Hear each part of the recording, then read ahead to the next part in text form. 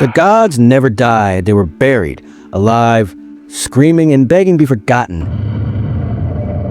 Beneath the pale shimmer of the Carthan salt flats, where no birds fly and compasses spin like drunken dancers, something waits.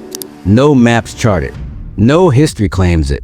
And yet, it hungers for memory, for story, for you. My name is Rune Calix, cryptohistorian, academic disgrace, and maybe, just maybe, the first man to ever stand at the precipice of a god's forgotten tomb. But this isn't my story. It belongs to Elia Morven, the girl who never spoke a word, because she didn't need to. Her hand spoke louder than prophecy.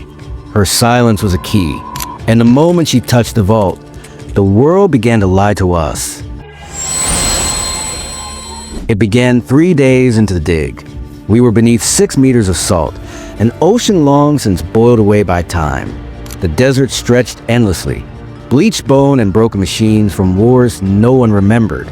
I was convinced the Vault of Aegros was real, an artifact that predated recorded myth, said to house a whisper that broke empires. Most said it was a metaphor. I said, find me a metaphor with pressure-sealed runes and magnetolocks still active after 5,000 years.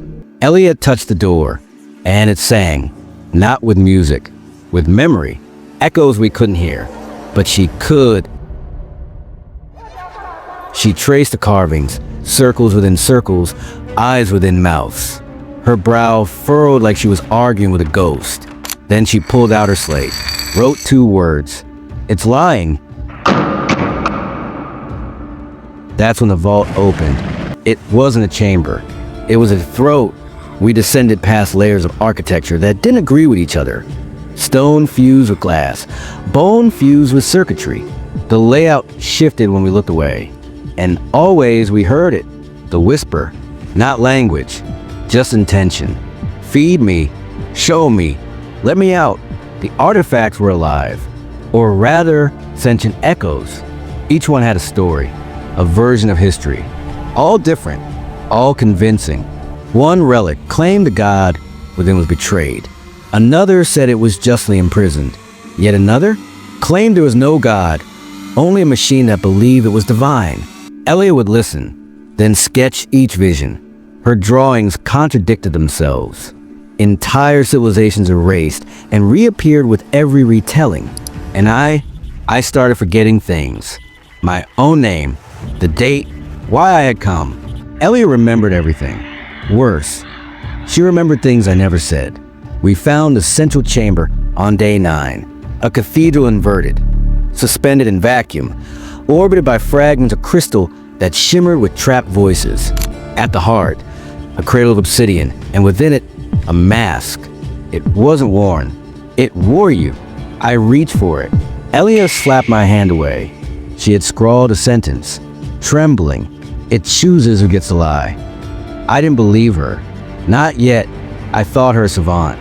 Fragile, precious, but flawed. So I touched it, and I remembered. I remembered building this place, worshiping the entity, betraying it, sealing it here. Except, I also remember being the entity, a god cast out by faithless mortals. And then, I remembered neither, just pain, shifting truths like sand in a windstorm. The vault was rewriting me. It fed on belief. Every truth we accepted, it used to reshape the past, to rebuild itself. And Elia, she never believed any of it. She stood before the mask and signed a phrase I'll never forget.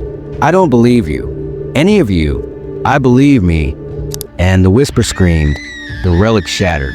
The walls bled light. The vault convulsed like a dying animal. Because Elia wasn't feeding it. She was starving it.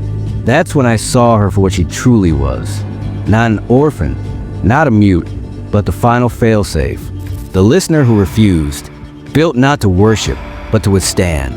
In a world that drowned itself in stories, she was silence incarnate. And the vault, it couldn't survive without a listener. She placed her hand on the mask and unheard it. Not destroyed, not sealed, unmade. The whisper stuttered, spiraled, then vanished. Like breath from a corpse. The vault cracked apart. Light spilled up instead of down. Gravity folded. The catacombs sighed like a sleeping giant exhaling for the last time, and we climbed out, into sun. They'll say the vault was a hoax, that I faked the findings, that Elia was never real. But I remember her, and more importantly, I remember what I don't, because some truths aren't erased. They're unheard. The vault didn't contain a god. It contained our need for one.